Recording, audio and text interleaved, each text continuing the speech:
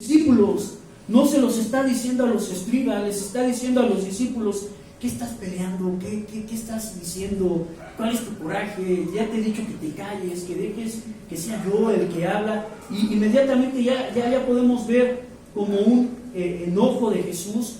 ¿Qué disputas? No tienes por qué estar peleando.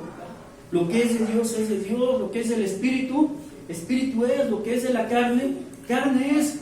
Muchas veces queremos, nos sentimos, y lo digo con todo respeto, nos sentimos tan espirituales, ¿verdad?, que queremos arreglar la situación a como yo creo, a como yo pienso, en el momento que yo veo oportuno, pero no, debemos de hablar al tiempo de Dios, de acuerdo a la dirección del Espíritu Santo, y cuando Dios nos marque el tiempo. Ejemplo, luego vienen y dicen: hermano, yo quiero que vaya a ver a alguna persona. Sí voy a ir, pero Dios te va a marcar el tiempo, Dios te va a marcar el modo, las circunstancias, y te va a poner todo para que cuando llegues ahí a hablar del Evangelio, el Evangelio penetre su corazón. Pero muchas veces somos tan necios que a fuerzas, ¿no?, como los testigos de Jehová, y lo digo con todo respeto, a fuerzas te quieren meter ahí en la atalaya y te quieren meter sus dogmas, sus creencias. No, el Espíritu Santo, dice la palabra que el Espíritu Santo nos guía a todo conocimiento, pero también a toda verdad. Y el que redarguye del pecado a la persona no soy yo, no son mis palabras, no es mi predicación, sino es el Espíritu Santo. El Espíritu Santo es el que redarguye a una persona de sus fallas y de sus pecados. Entonces Jesús les dijo: ¿qué disputas con ellos? ¿Qué peleas con ellos? Y esto nos debe de servir a nosotros. No peleemos. Si ellos alaban a Dios así, a Dios la gloria, y que Dios los bendiga, y hay que aprender a bendecirlos, ¿verdad? Si ellos alaban a Dios de una forma muy diferente a la de nosotros, pues que Dios los bendiga, que Dios sea con ellos, ¿verdad? Y mejor demostremos el amor de Cristo que está en nuestros corazones, pero no peleemos. Y también, ¿verdad?, cuando nos enfrentemos con ese tipo de necedades, no discutamos, ¿verdad? Si no están de acuerdo a llegar pues a un acuerdo bien, seguirse hablando y demás, pues mejor no tocar el tema. Ejemplo, yo tengo amigos que son presbiterianos y a la fecha me llevo muy bien con ellos, amigos que son bautistas y a la fecha me llevo muy bien con ellos me respetan y yo los respeto. Y miren, cuando podemos estar juntos, es como el buen óleo. Mirad cuán bueno y delicioso es habitar los hermanos juntos en armonía. Pero si te vas a juntar para pelear y para decir: es que estás mal porque Dios no te dice que...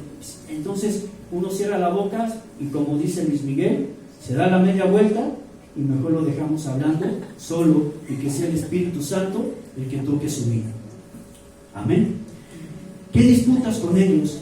Y respondiendo uno de la multitud dijo: Maestro. Ahora sí ya sabemos por qué fue la discusión y por qué estaban peleando. Fíjese bien. Y respondió uno de la multitud y dijo: Maestro, traje a mi hijo que tiene un espíritu mudo, el cual donde quiera que lo toma, le sacude y echa espumarajos y truje los dientes y se va secando. Y dije a tus discípulos que lo echasen fuera y no pudieron. Todos nos vamos a enfocar en el que no pudieron, ¿no? Y cuando pasamos por, y nos ha pasado, ¿y a cuántos nos han dicho? A mí me lo han dicho, ¿no? Es que vamos a orar por una persona, ¿no? Y no sana. Un ejemplo: no, es que eso nada más sale por oración y pero esa frase que te dice, te la avientan, te la respiran en la cara como si no oraras y no ayunaras. O sea, y te hacen sentir menos, ¿no? Yo no tengo, entonces quiere decir que yo no tengo el poder. Pues desde luego que no. ¿Por qué? Porque el que sana es Dios, el que libera es Jesucristo, y el que hace la obra es Dios, yo no. Fíjese bien, hubo aquí el problema fue que un padre que en apuros, un padre en aprietos, un padre ya desesperado, que escuchó la fama de Jesús, que escuchó el poder de Jesucristo, se le hizo fácil: bueno, Jesús va a pasar por aquí, pues esta es la oportunidad de llevar a mi chamaco y que lo libere de esta situación que le está pasando. Desafortunadamente este padre de familia llegó cuando Jesús no estaba en el momento, pero vio a los discípulos y conocía a los discípulos, conocía a Felipe, conocía a Mateo, conocía a Tomás, y seguramente sabía que, dice, ya hay un dicho, el que con lobos anda, ya se enseña, ¿no? Entonces quiere decir que aquel padre de familia pues hizo bien, o sea, no estaba haciendo un mal en acercarse a la multitud y pedir el apoyo o el socorro para su muchacho. Es como por decir, si, aquí en la iglesia, ¿no? Si no llega a estar el pastor, ¿verdad? Y traen a alguna persona, ¿a poco usted no puede poner las manos por él y orar? Digo, pues es Dios. Lo que pasa es que tenemos esa dependencia de él. Es que pensamos que si yo no oro, o el pastor o el líder no ora por uno, no va a suceder nada, y estamos equivocados. Dios es el que hace la obra, Dios es el que hace los milagros, es el Espíritu Santo el que se mueve. Yo no soy el Espíritu Santo, yo no soy Dios, yo no soy Jesucristo, yo no hice la Biblia tampoco, yo no escribí ningún libro de la Biblia, únicamente somos instrumentos, somos hijos de Dios. Y a todos aquellos que han recibido a Jesucristo como su único y suficiente Salvador, les ha dado el poder para orar por los enfermos, para orar por personas que tengan problemas, y el que hará la obra será Dios, será el Espíritu Santo. Me llama mucho la atención el problema que tenía este joven. Fíjese bien, yo no había escuchado algo así, pero dice que trajeron a su hijo que tiene un espíritu, primero, mudo. Es decir, ese espíritu no hablaba. Entonces quiere decir que había otros endemoniados de aquellos tiempos, pues que sí hablaban, pero este no hablaba. Este era un espíritu primero que era mudo, y que donde le tomaba, fíjese bien, lo sacudía, echaba espumarajos, o sea, tenía como baba, como espuma en su boca, crujía los dientes, y aparte dice que se iba secando. Y esto ya era físicamente. Podemos más o menos entonces describir un joven, un muchacho muy flaco, ¿verdad? Con la mirada ida, con espuma en su boca, literalmente, crujiendo los dientes, que donde el espíritu mudo le atacaba, pues lo sacudía. Entonces se empezaba a sacudir de un lugar a otro, y pues ese acto es como por decir hoy. Bueno, no, ya tiene mucho tiempo que no veo algo así, pero al igual ya alguien ha visto, ¿no? Cuando les llegan a dar ataques epilépticos, ¿y qué hace luego la gente? Pues da miedo, ¿no? Se hace un lado. Ahora imagínense, en aquellos tiempos que la religiosidad era más grande que hoy, un leproso, una persona que tenía este tipo de problemas, o un ciego, eran menospreciados por la sociedad. No podían estar en la sociedad porque causaba terror, causaba mal. Entonces los aislaban, los hacían a un lado, a tal grado de que se decía, y los discípulos le llegaban a decir a Jesús: oye, ¿quién ha pecado sus padres para que esté en una situación de esa forma, ¿no? Una lástima total que daba gente que estaba en aquellas situaciones. Entonces, ¿por qué disputaban los escribas con los discípulos? Pues porque habían llevado a este joven a la multitud y habían orado por él, pero no había pasado nada. O sea, no sucedió el milagro que todos esperaban. ¿Y qué pasa muchas veces dentro de la iglesia? Dice la Biblia que Jesucristo en la cruz del Calvario llevó nuestras enfermedades, nuestras dolencias, que por su llaga todos somos sanos, ¿verdad? Pero ¿qué pasa hoy en este tiempo? Nos venden, ¿no? ¿Qué acabamos de vivir hace 2 años con esto de la pandemia? En la tele se veían las cruzadas de sanidad, ¿no? Bueno, en el programa de Enlace, ¿no? Se veían las cruzadas de sanidad. ¿Y por qué cuando fue el COVID ya no? Yo una vez escuché a un hermano que dijo: es que yo tengo el don de sanidad. Qué bueno, pero ¿qué haces aquí? Vete a terapia intensiva, vete al hospital, ora por los enfermos para que ellos sanen. O sea, aquí está la gloria de Dios. Pero vete a un hospital, vete a terapia intensiva, pon la mano sobre las personas que tienen cáncer, enfermedades incurables, y que Dios haga la obra en ellos.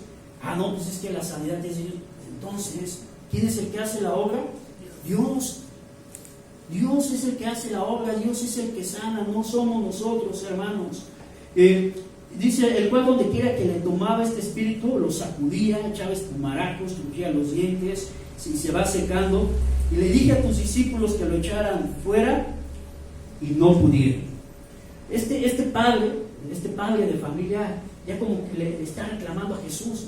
O sea, yo fui y me di cuenta que lo que tú enseñas, que lo que tú les dices a tus discípulos, pues es mentira, porque yo llevé a un muchacho y mira, no pasó nada. Pero fíjense cómo dice la lectura bíblica. Y respondiendo Jesús les dijo: oh generación incrédula, ¿hasta cuándo he de estar con vosotros? ¿Hasta cuándo os he de soportar? Traedme. Aquí llama la atención.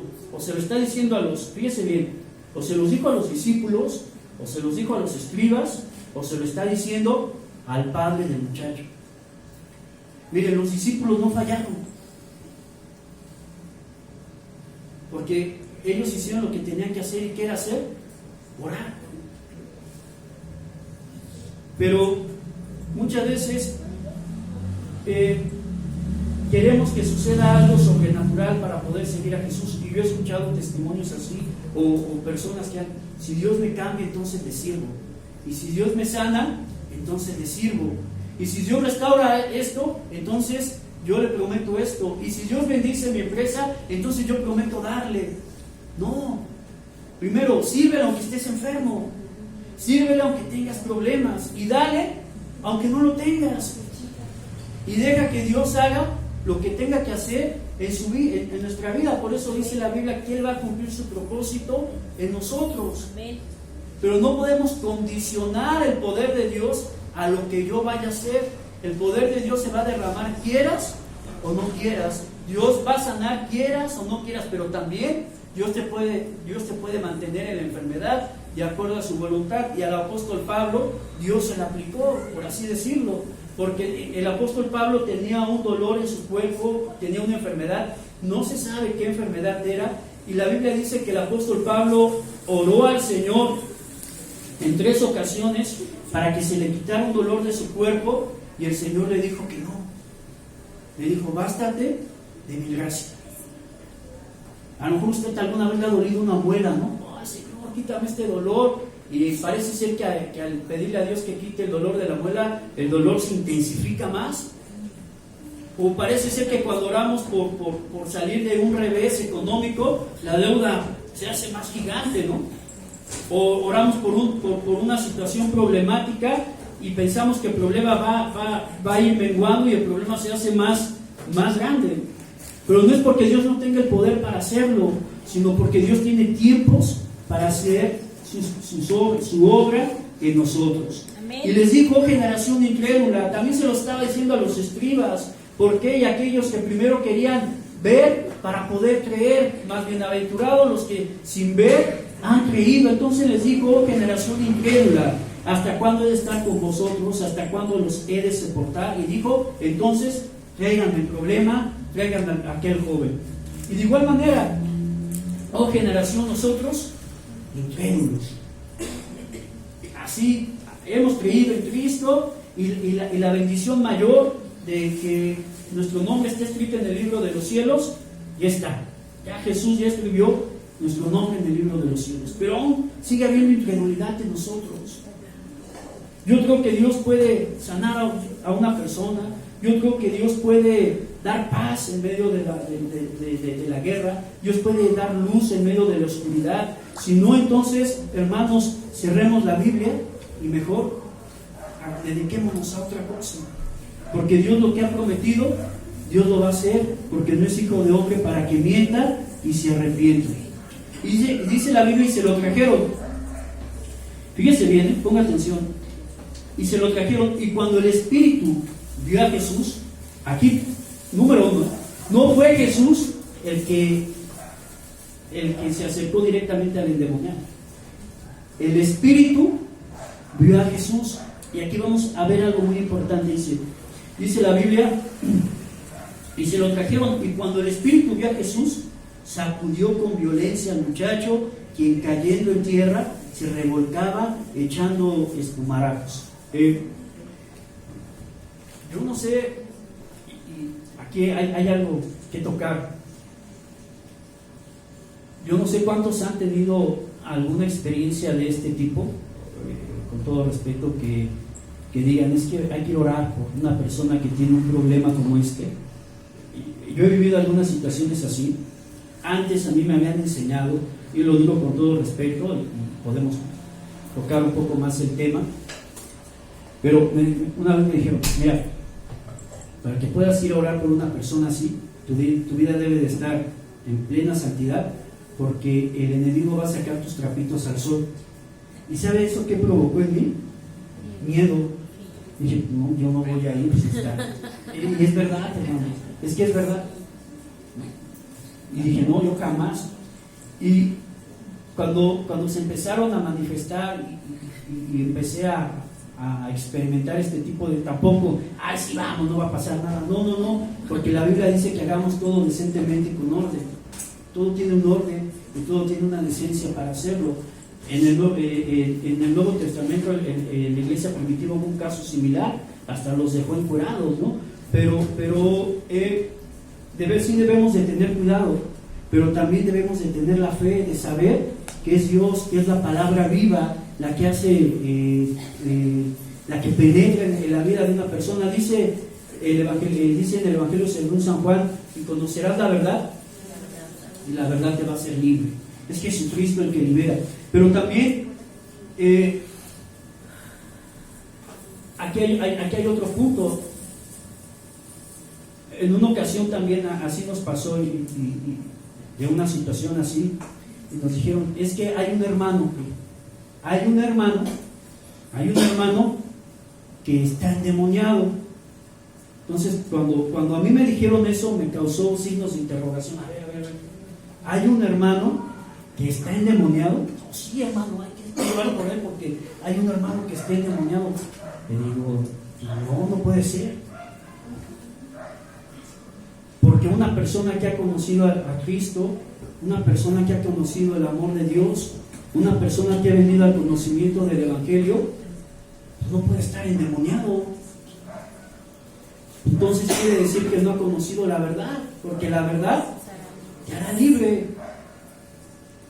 Sí puede ser atacado por el enemigo, como todos y cada uno de nosotros a día a día tenemos. David fue atacado por el enemigo, porque estaba endemoniado. Pero decir entonces que un cristiano se puede endemoniar, no, un hijo de Dios no se endemonia. Entonces nunca conoció la verdad y nunca ha conocido del Evangelio, y toda su vida estaba atado a sus ataduras, a sus yugos de esclavitud, porque cuando venimos al conocimiento de Jesucristo, Él rompe las cadenas. Amén. Aquí no puede haber vuelta de hoja, porque en el Evangelio somos libres. El Evangelio nos libera. Viniendo a la cruz de Cristo y teniendo un encuentro personal con Él, nos ha liberado. Pero a mí me tocó hacer, no creo, pero bueno, pues ya, pues ahí fuimos, ¿no? A ver qué era lo que estaba pasando. Y al hablar con esta persona, es más, no era ni él el problema eran sus papás. O sea, el joven sí estaba metido ahí en su onda, ahí en su ambiente, pero los que tenían eran sus papás, donde venía la situación, ¿verdad? Entonces no el hecho de que nazcamos o seamos de cuna cristiana no nos asegura la vida eterna. La vida eterna únicamente es a través de creer en Jesucristo como nuestro único y suficiente Salvador. Amén. Es como el hombre pasa de muerte a vida, y es como nuestro nombre está escrito en el libro de los cielos. El venir a la iglesia tampoco te hace ser cristiano, el cantar alabanzas y todo ello tampoco, porque aún los demonios creen y ellos tiemblan. Y tal fue el caso de este demonio, este espíritu. No fue el joven, sino el espíritu que estaba en este joven lo vio. Y cuando lo vio, entonces se empezó a mover con mayor violencia. Y Jesús preguntó al padre, fíjese bien, ¿cuánto tiempo hace que le sucede esto? Y la respuesta está ahí inmediata. Y él dijo, desde niño. Toda la vida de este joven con este problema. Desde niño. ¿Verdad? Y más adelante dice desde niño. Y muchas veces, ahí ya el padre del joven habla, y muchas veces, pues como diciendo, se pone peor, ahorita está tranquilo, Pero dice, muchas veces le echan el fuego y en el agua, dice, para matarlo. Pero si puedes hacer algo, ten misericordia de nosotros y ayúdanos. Porque mira, ya desde niño la situación viene muy mal. Ya desde niño, mi hijo no puede salir de esto. La responsabilidad ahí de quién era? Dice el papá. Porque si él sabía que desde niño tenía ese problema, ¿por qué entonces no le echó la mano desde antes y dejó que se hiciera peor la situación? Y le dijo desde niño. Pero después le dice el padre, mira, ya te dije que la situación se pone peor cuando ahorita está tranquilo, pero hay ocasiones que el espíritu se pone más agresivo y si se avienta al agua, se avienta al fuego para matarlo. Entonces imagínense cómo estaría el cuerpo de este joven, quemado, desgastado, flaco, una mirada ida totalmente, revolcándose, sucio, maloliente. Y dice, si puedes, si puedes, si tienes tiempo, si estás en la mayor disposición, yo ya vi que tus discípulos no pudieron, entonces ten misericordia de nosotros y ayúdanos. Pero si puedes. Y todos nos acercamos a Jesús así, ¿verdad? Mire, cuando ya la situación está muy fuerte, cuando ya la situación ya está muy complicada, que necesitamos la intervención de Jesús sí o sí, porque no hay de otra, aún así seguimos dudando de, hijo, yo creo que no. Yo creo que esa ya no va a salir. Yo creo que ya no se para de esa enfermedad. Pero ahora sí, yo creo que ya hasta ahí llegó el hermano, hasta ahí llegó. Yo creo que ahora sí voy a bajar la cortina y voy a cerrar porque nada se ha vendido y la situación ya está muy mal. Todos seguimos siendo incrédulos a pesar de saber que nuestro nombre está escrito en el libro de los cielos. A pesar de ello seguimos dudando, no, yo creo que no, yo creo que esta vez no voy a poder, yo creo que esta vez ya no sé, no, ni Dios me va a ayudar ahora sí. Y siendo cristiano muchas veces hemos dicho, no, así yo creo que ni Dios va a poder sacarnos de esta situación, cuando no nos hemos dado cuenta del poder sobrenatural que tiene nuestro Dios y que Dios es con nosotros como poderoso gigante. Dice, Jesús le dijo, si puedes creer, al que cree, algunas cosas te van a ser posibles nada más. Cuando pases por problemas, a veces te va a ser posible, a veces no. No dice que todo nos es posible. Al que cree, todo le es posible a los que tenemos fe en Él. Todo nos es posible. Dios puede hacer cualquier cosa. Dios es soberano, Dios es omnipotente, Dios es omnipresente. Pero hay que creer en el poder sobrenatural de Dios. Hay que creer que es Dios el que hace la obra, que es el Espíritu Santo el que se va a mover, que es Jesucristo el que va a romper cadenas, que nosotros